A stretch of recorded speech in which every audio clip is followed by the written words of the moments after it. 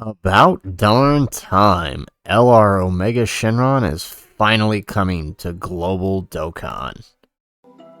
How's it, everybody? Celtic Link here. We're back for another Dokkan battle video. In today's video, Global Dokkan has finally gone ahead and tweeted out the information for the upcoming Part 2 LR for the Super Trunks celebration.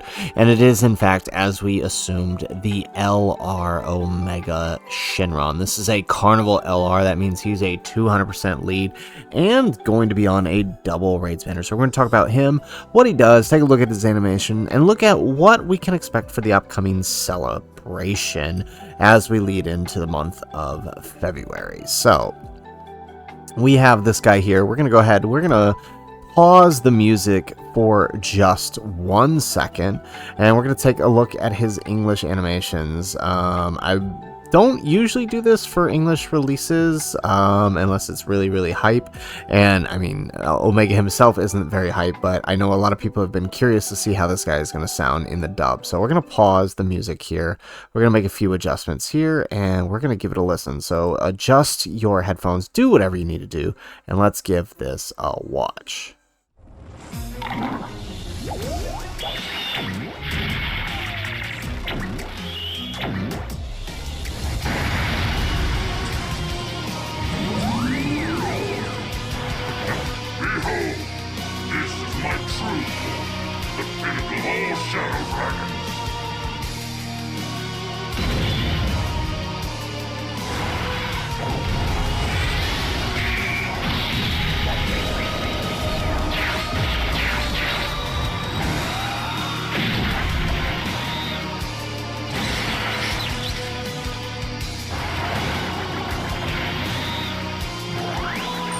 I forgot how good his animations actually look. Wow.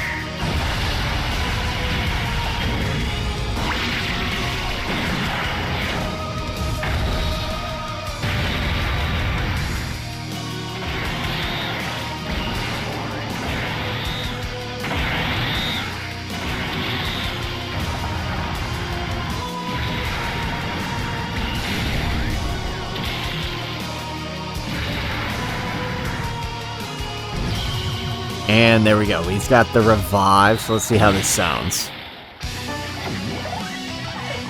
This is Shenron's special technique, wasn't it? I'm going to put you out of your misery now. You won't have to worry about the fate of this planet any longer. I'm going to throw the whole planet away in one go. Disappear along with this rock.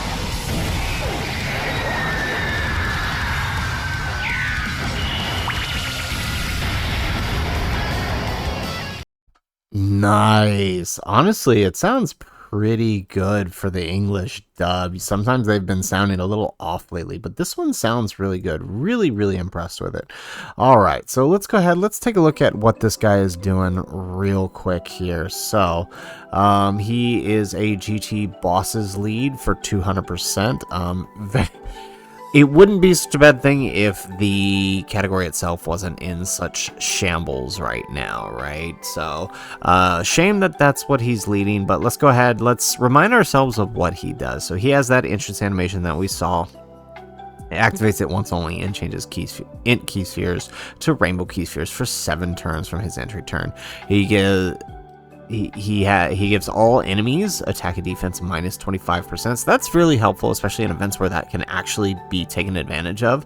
He also has key 3 and attack defense 200% plus an additional 20% with each attack performed, up to 150. So he can get really powerful, right? We're talking LR stats adding on to a build of up to 150%.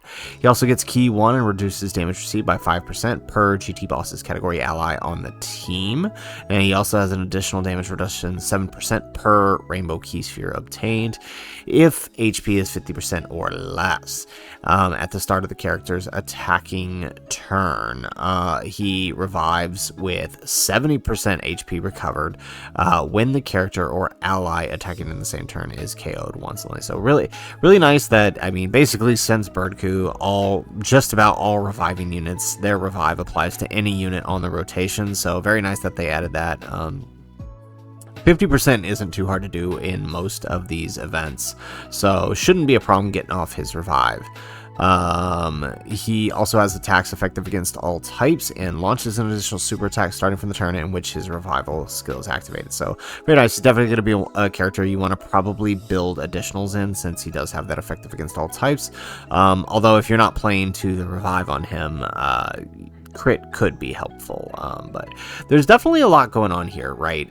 And he wants to, because of the damage reduction he gets, he wants to be run around GT bosses, right? He could be run on a few other teams, right? Like he is on, if we can take a look at his teams here, he's on a couple of teams here, right? He's on GT bosses, Shadow Dragon Saga, Full Power, Inhuman Deeds, Power Absorption, Transformation Boost, Powerful Comeback, Battle of Fate, right? So I mean, none of these categories really have a villain leader at the current moment. The best you've got is, the best other leader he can kind of fit on is probably Shadow Dragon Saga under the GT duo, and then you would just have to run somebody else that has big bad bosses to go with him. The damage reduction is helpful that he gets, but it's not, for anything other than Dismal Future, it's not game breaking, right? Like he could be run without GT bosses without that. In events where, you know, bosses are coming out the gate with 500k, 700k attack stats, then he kind of needs that extra damage reduction where he wants to be around the other GT bosses. It's just a shame that this category has been more or less neglected by Dokkan, because this guy's doing a lot, right? His active skill is kind of crazy. It's lowering it can be activated if you have attack lowered or your defense lowered the enemy starting from the third turn of battle or from the sixth turn. Now, third turn attack or defense down, that's very helpful because, right, in events where you can actually lower the enemy attack, that's very helpful, right? Because he does that innately and you don't have to worry about anything there. And his active skill also has a action cancel, which is also very, very useful. So moving on, what is this bringing with us? Well, first and foremost, the two big things it's bringing with us, if we take a look here, are the Birth of Shadow Dragons event and the burst mode for the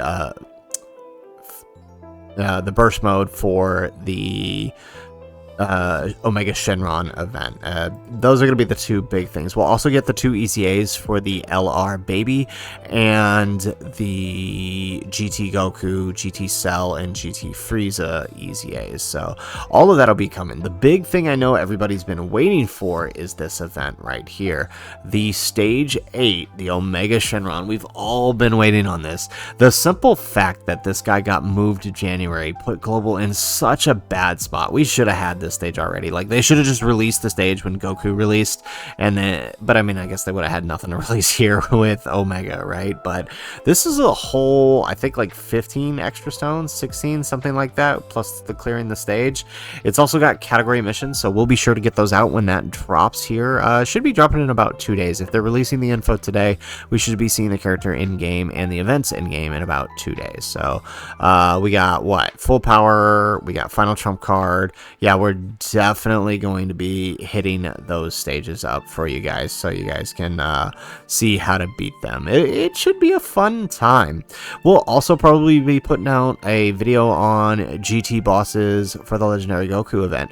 I know many of you have not yet cleared this mission because it's just so darn hard. GT bosses is in such a terrible position in Dokkan right now, and Omega does help from that. I don't think you should summon for the boss, and we definitely won't be. I won't be summoning for Omega on the channel here.